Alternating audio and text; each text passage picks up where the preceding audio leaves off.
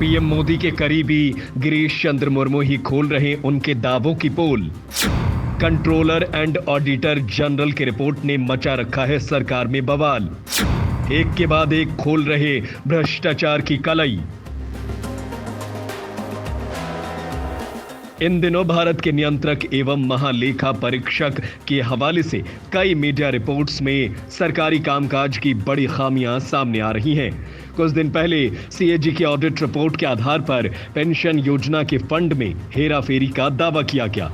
फिर आयुष्मान भारत योजना की खामियां सामने आई। अयोध्या डेवलपमेंट प्रोजेक्ट में अनियमितताएं निकली।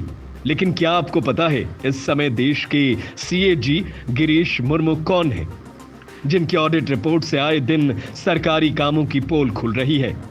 गिरीश चंद्र मुर्मू साल 1985 बैच के आईएएस अधिकारी हैं।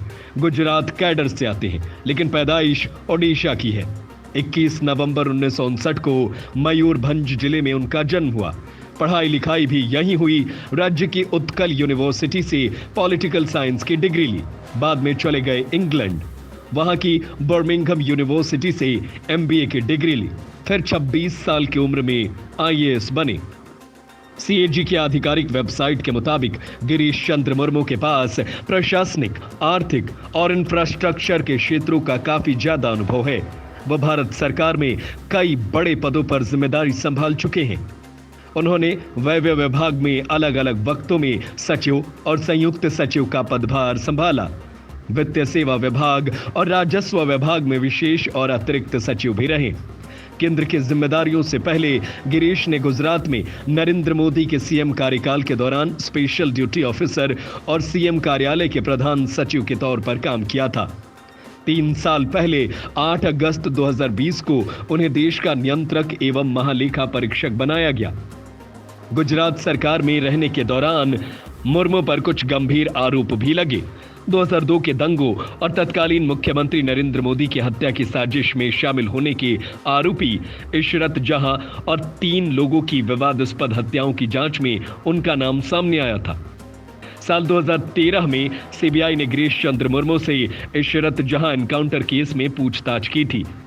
आरोप थे कि बंद कमरे में हुई बैठक के दौरान उन्होंने और अन्य लोगों ने मुठभेड़ की जांच कर रहे पुलिस अधिकारियों को प्रभावित करने की कोशिश की थी। गुजरात पुलिस के पूर्व महानिदेशक आरबी श्री कुमार ने आरोप लगाया था कि मुर्मू ने नानावटी कमीशन के सामने गवाही देने गए लोगों को भी सिखाया पढ़ाया था।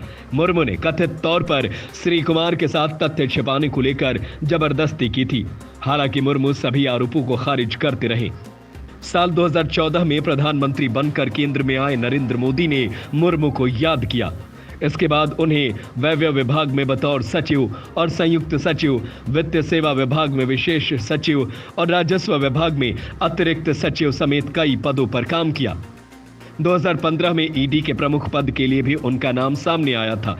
2019 में वो केंद्र शासित प्रदेश जम्मू और कश्मीर के पहले उपराज्यपाल बनाए गए। अपने कार्यकाल के दौरान उन्होंने घाटी में 4G इंटरनेट सर्विस को फिर से शुरू करने का समर्थन किया था। अगस्त 2019 में वो सीएजी बने तो मनोज सिन्हा ने मुर्मू की जगह ली।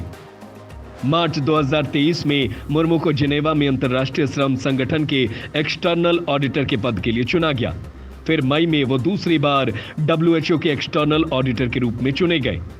पहले 2019 से 2023 तक के लिए, फिर 2024 से 2027 तक सीएजी संयुक्त राष्ट्र के बाहरी लेखा परीक्षकों के पैनल के साथ साथ international organisation of supreme audit institution और असोसाई के गवर्निंग बोर्ड में भी सदस्य हैं, जो 2025 तक फूड और एग्रीकल्चर ऑर्गेनाइजेशन, 2023 तक इंटरनेशनल एटॉमिक एनर्जी एजेंसी के एक्सटर्नल ऑडिटर का भी पद संभाल रहे हैं। गिरीश मुर्मू सरकारी विभागों में डिजिटलाइजेशन और AI प्रमोट करते आए हैं। वो लंबे समय से ऑडिटिंग में पॉलिसी और टेक्नोलॉजी से जुड़े बदलाव के समर्थक रहे हैं।